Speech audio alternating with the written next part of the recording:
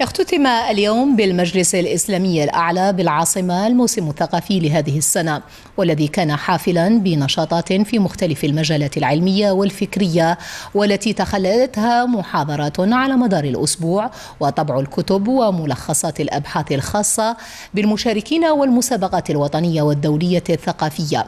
حفل الاختتام شهد حضور رئيس المجلس الإسلامي الأعلى ورئيس المجلس الأعلى للغة العربية إلى جانب ثلة من العلماء والمفكرين.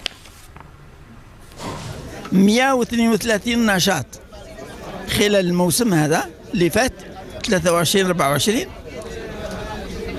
هذه 130 نشاط أكثر من نصفها نشاطه هؤلاء المثقفون الذين هم اليوم يعني ضيوف المجلس، فحضرناهم وكرمناهم واشكرناهم على حضورهم وعلى مشاركتهم، والحمد لله المجلس في نشاط مستمر سواء في داخل المجلس أو في الولايات مع الجامعات ومع المؤسسات الثقافية بصفة عامة، وبخاصة هذه السنتين الماضيتين هذو كان نشاط إضافي بالنسبة للصيرفة الإسلامية.